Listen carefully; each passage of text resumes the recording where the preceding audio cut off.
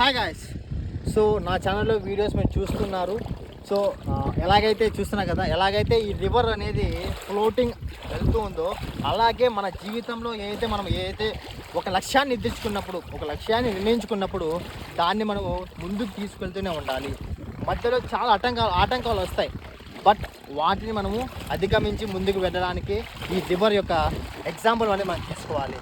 So మీరు కూడా మీ జీవితంలో ఏదైనా సమస్య వచ్చినప్పుడు ఆగిపోకుండా ఈ యొక్క ప్రవహించే నదిలాగా మీరు ఈ యొక్క సమస్యని అధిగమించి ముందుకు వెళ్ళండి.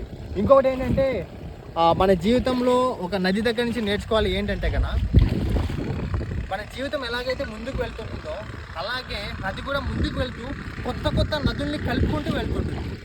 చాలామంది అంటుంటారు, అరే నాకు నా లవ్ ఫెయిల్యూర్ రా, నా జీవితం ఎక్కడ అయిపోయిందా, ఆ పిల్లలు లేకపోతే నేను బతకలేరా అనుకుంటుంది.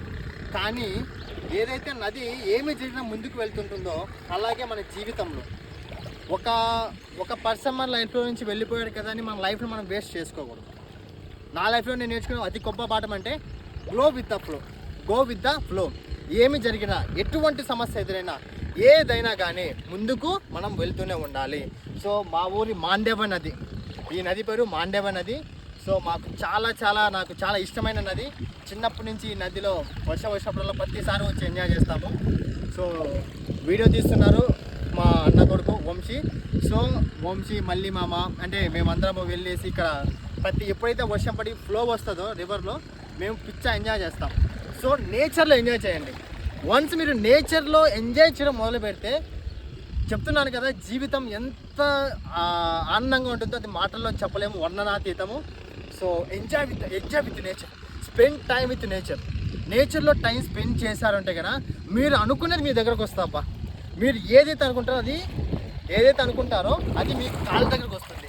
Spend time with nature and love with nature. So నేచర్లో గడపండి. ఇలాంటి నదులు మీ ఊళ్ళో ఉంటే కంపల్సరీ వెళ్ళి ఎంజాయ్ చేయండి. సో పిల్లల్ని ఎంతసేపు స్కూల్కి వెళ్ళేసి సాటర్డే సండే మళ్ళీ ట్యూషన్స్ పంపించేసి అది కాదు వాళ్ళ జీవితం. మానసికంగా వాళ్ళు ఎంతో కుంగిపోయి ఉన్నారు. వాళ్ళందరికీ ఒక రిఫ్రెష్మెంట్. ప్రతి వీకెండ్ ఎలాగైతే కొంతమంది పబ్లిక్ వెళ్ళేసి అలా వెళ్ళి మీ టైంని వేస్ట్ చేసుకుంటారో అదే డబ్బులు మీరు పెట్టి ఇలా నేచర్లో ఒక టైం స్పెండ్ చేస్తే అది ఎంతో ఆహ్లాదకరంగా మన జీవితానికి ఒక కొత్త నడవడిక, ఒక కొత్త ఉత్తేజాన్ని, ఒక కొత్త ఎనర్జీని మీలో ప్రొడ్యూస్ చేస్తుంది. సో కంపల్సరీగా నేచర్తో టైం స్పెండ్ చేయండి. ఈ యొక్క పార్కులు అనేసి అలాగే ఏదైతే నేషనల్ పార్క్స్ ఉంటాయో వాటికి వెళ్ళండి. మీ దగ్గర ఉన్న చెరువుల్లోకి వెళ్ళి అక్కడ టైం స్పెండ్ చేయండి. గుళ్ళకి వెళ్ళండి. సో అక్కడ మీకు ఆహ్లాదమైన వాతావరణం ఉంటుంది. సో కంపల్సరీగా spend time with nature, go with the flow. ఈ యొక్క నది ఎలాగైతే ముందుకు వెళ్తుందో మన జీవితంలో కూడా మనము ఏ ఆటంకం వచ్చినా దాన్ని అధిగమించి ముందుకు వెళ్తుండాలి. సో దిస్ ఇస్ డబల్ గానీ సైనింగ్ ఆఫ్.